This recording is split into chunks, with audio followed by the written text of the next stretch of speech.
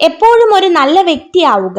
അത് മറ്റുള്ളവരെ ധരിപ്പിക്കേണ്ടതില്ല. മനസ്സിൽ നന്മയുള്ളവർ അത് തിരിച്ചറിയും. മറ്റുള്ളവരെ ബോധ്യപ്പെടുത്താൻ ശ്രമിക്കുമ്പോൾ ജീവിതം അഭിനയമായി തീരും.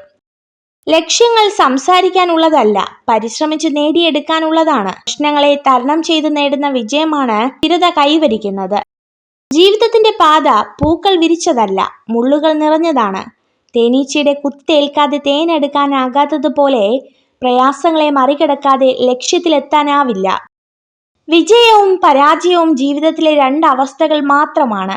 വിജയത്തിൽ അമിതമായി ആഹ്ലാദിക്കുകയോ പരാജയത്തിൽ അമിതമായി നിരാശരാവുകയോ ചെയ്യേണ്ടതില്ല. നമ്മുടെ ഓരോരുത്തരുടെ ജീവിതം വളരുന്നതും താഴ്ന്നു പോകുന്നതും നമ്മുടെ ധൈര്യവും ആത്മവിശ്വാസവും എത്രത്തോളം ഉണ്ടോ അതനുസരിച്ചാണ്. നേടാൻ ആഗ്രഹിക്കുന്ന ലക്ഷ്യത്തെക്കുറിച്ചുള്ള അറിവും അതിന്റെ പൂർണ്ണമായ ചിത്രവും വിജയം കൈവരിക്കുന്നതിൽ പ്രധാനമാണ്.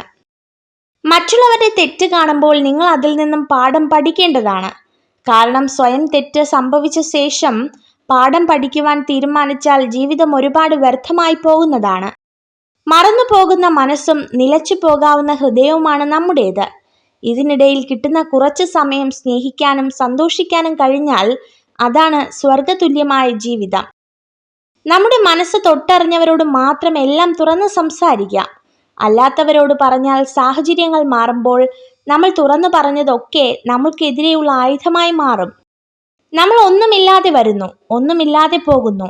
നമ്മുടെ സുന്ദരമായ ജീവിതത്തിൽ നമുക്ക് നേടാനാകുന്ന ഒരു മഹത്തായ കാര്യം ഒരാളുടെ മനസ്സിൽ ഒരു ചെറിയ ഓർമ്മയും ആരുടെയെങ്കിലും ഹൃദയത്തിൽ ചെറിയൊരു സ്ഥാനവും. ഒരു കാര്യം തെറ്റായി തോന്നിയാൽ രണ്ട് തരത്തിൽ ചിന്തിക്കുക. വ്യക്തി പ്രധാനമാണെങ്കിൽ കാര്യം മറക്കുക, കാര്യം പ്രധാനമാണെങ്കിൽ വ്യക്തിയെ മറക്കുക.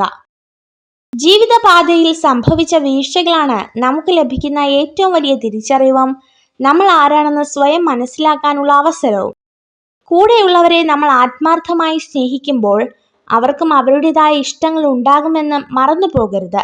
അങ്ങനെ മറക്കുമ്പോൾ നിങ്ങളുടെ സ്നേഹം അവർക്കൊരു ഭാരമായി മാറുന്നു. ഒന്നും ആഗ്രഹിക്കുകയോ ആവശ്യപ്പെടുകയോ ചെയ്യാത്ത സ്ത്രീകൾ പൊതുവെ എല്ലാം അർഹിക്കുന്നു. മനസാക്ഷിക്ക് നിരക്കാത്തതൊന്നും ചെയ്തിട്ടില്ലെന്ന ഉത്തമ ബോധ്യമുണ്ടെങ്കിൽ മറ്റുള്ളവരുടെ ശത്രുത ഗൗനിക്കേണ്ടതില്ല. എല്ലാവരെയും തൃപ്തിപ്പെടുത്തി ജീവിക്കാൻ ആർക്കും കഴിയില്ല.